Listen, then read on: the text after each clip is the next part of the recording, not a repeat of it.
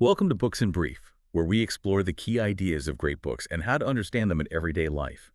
Today, we are turning our attention to the art and science of improvement. We're looking at a book that promises to decode the mechanics of mastery. It's called Get Better at Anything by Scott H. Young. This is such a fascinating text because it just completely dismantles that lone genius myth, that romantic idea that talent is this lightning bolt that hits a chosen few. Right.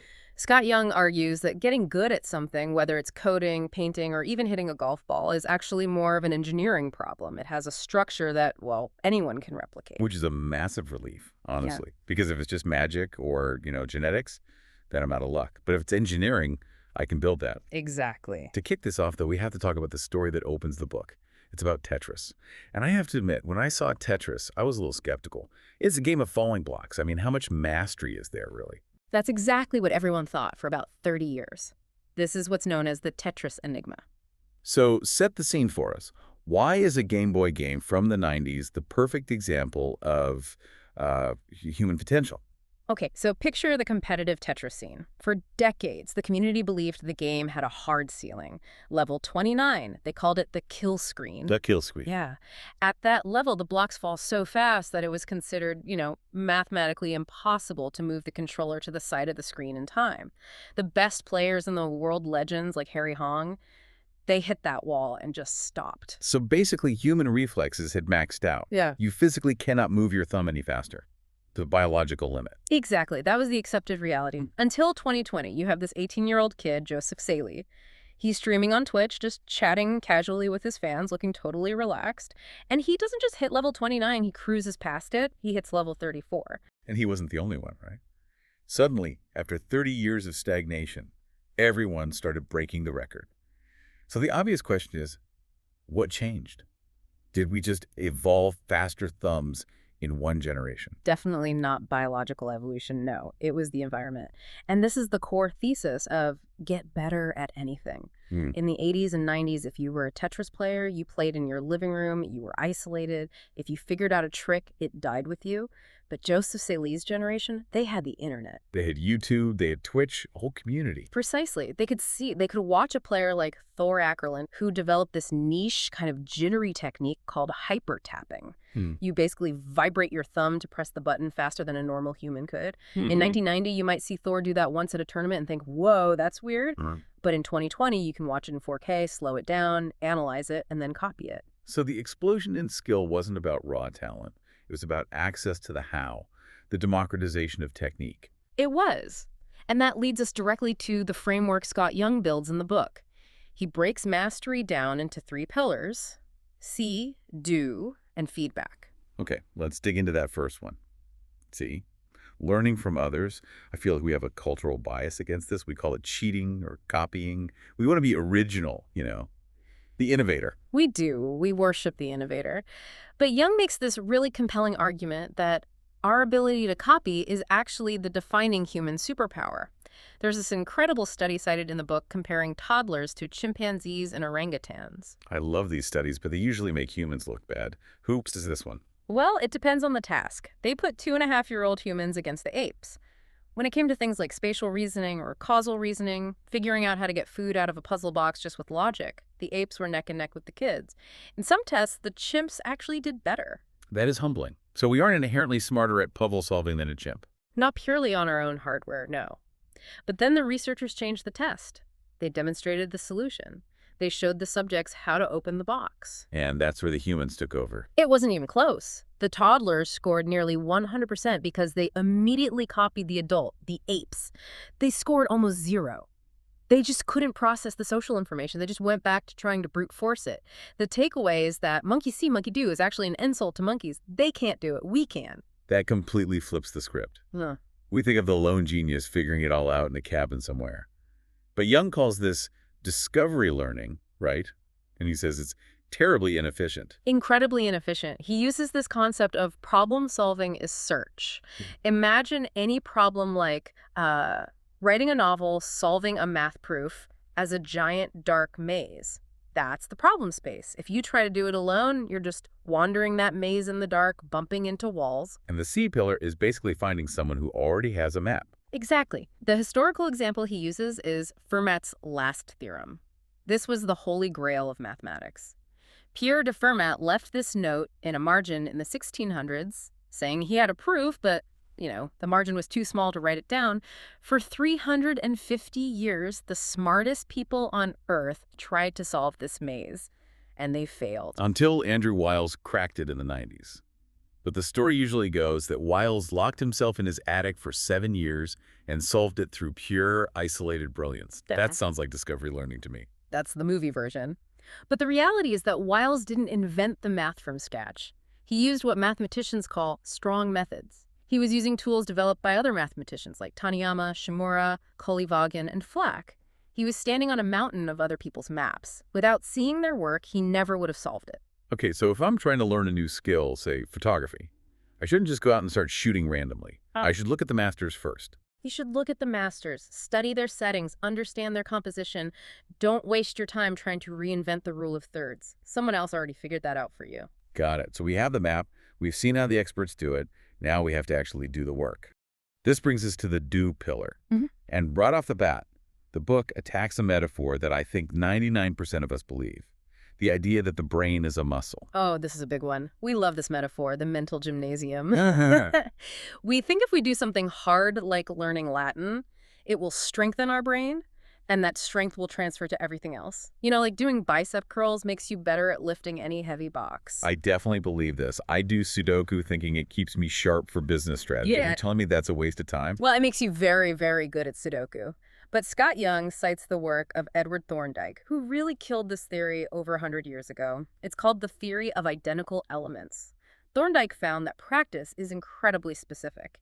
Improvement only transfers if the elements of the tasks are identical. So learning Latin doesn't make you better at math.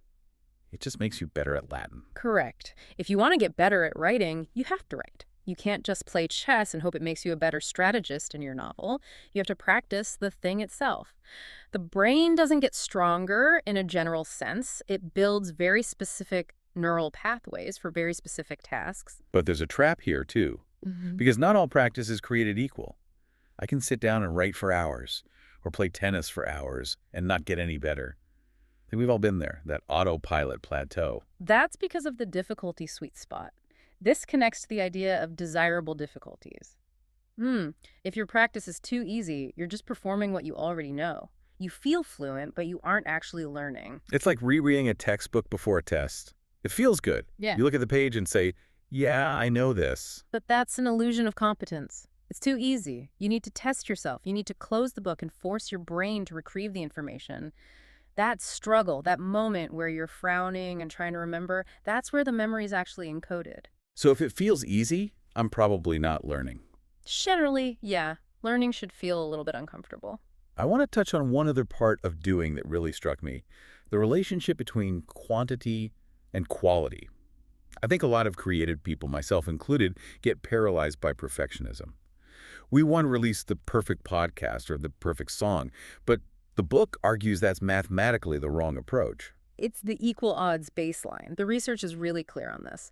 The quality of your creative work is tied directly to the quantity. The more you produce, the more likely you are to strike gold. The example of Thomas Edison was wild. We remember the light bulb, we remember the phonograph, we think he just couldn't miss. But he missed constantly. He had over 1,000 patents. Do you know he spent a fortune trying to revolutionize iron mining with magnets? It was a total disaster. He also made a talking doll that was so creepy and malfunctioned so often it was pulled from shelves in weeks. That makes me feel a lot better about my failed projects. So the lesson isn't try to be a genius, it's try to be productive. And genius might happen by accident. Exactly. You have to churn through the volume. But, and here's the nuance, you can't just do the same thing over and over. That leads to stagnation. You need variability. This was the tennis study, right? Yes. This is fascinating. They had two groups of people trying to knock down barriers with tennis balls. One group did blocked practice. They practiced the same shot at the same target over and over. They got into a groove. The other group had to react to random colored lights that told them which target to hit. It was chaotic. They never got into a rhythm. And I'm guessing the chaotic group did better in the end. In the long run, yes. The blocked group looked better during practice, but the variable group learned how to adjust. They built a flexible skill that held up under pressure. If you just repeat the same motion, you are memorizing a script.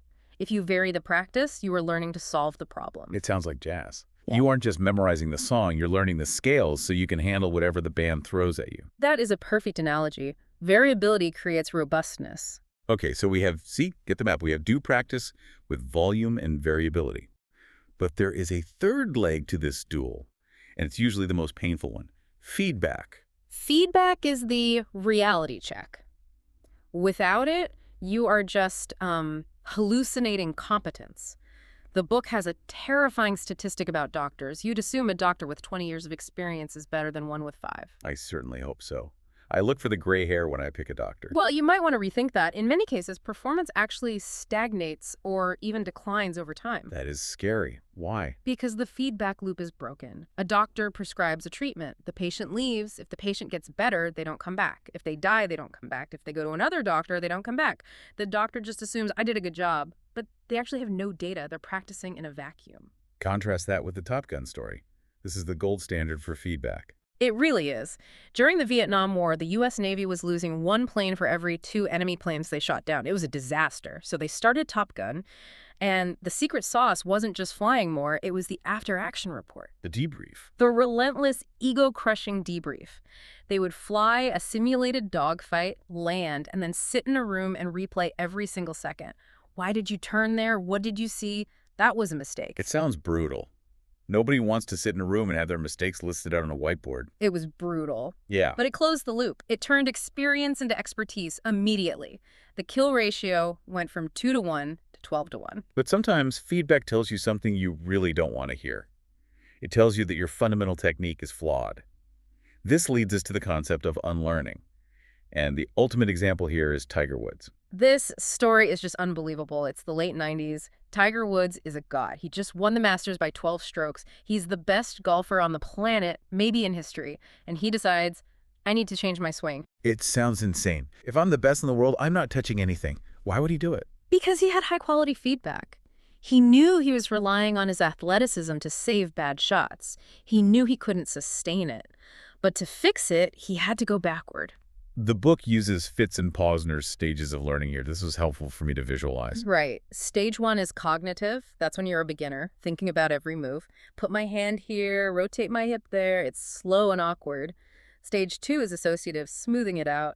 And stage 3 is autonomous. You do it without thinking. Muscle memory, autopilot. Exactly. Tiger was autonomous. He was on autopilot. To change his swing, he had to drag himself all the way back to the cognitive stage. He had to think about his hands again. Which means he played worse. For a while. Much worse. For 18 months, he lost. People said he was ruined. They wrote articles saying he had destroyed his career. But he was willing to be bad, to be awkward and clumsy so he could build a better foundation. And once he moved that new swing back to the autonomous stage, he was untouchable. That is the hardest lesson for me. We get good enough, we hit a plateau, and we stay there because we're too proud to look like beginners again. Exactly. You have to be willing to look foolish to become a master. We have covered a massive amount of ground here. To wrap this up, let's go back to the metaphor Scott Young uses at the end of the book. The woodcutter. The classic story. A woodcutter has 3 hours to chop down a tree. He spends the first 2.5 hours sharpening his axe. That is what this book is. It's an axe sharpener. Most of us are just hacking away with a dull blade. We're working hard, but we aren't improving. So the challenge for you, the listener, is to stop hacking for a second. Look at where you're stuck and diagnose it using this framework. Ask yourself, is it a C problem? Am I trying to invent the wheel because I haven't looked for a map? Or is it a do problem? Am I just consuming information, watching YouTube videos without actually doing the hard variable practice? Or is it a feedback problem? Am I repeating the same mistakes because I'm protecting my ego from an after-action report? Identify the bottleneck. That's how you break through the plateau. That is a great place to leave it. A toolkit for anyone trying to get better at anything. Thank you for listening. If you enjoyed this brief exploration of the book, feel free to like and subscribe to our YouTube channel for future episodes. New book insights are coming soon. See you next time.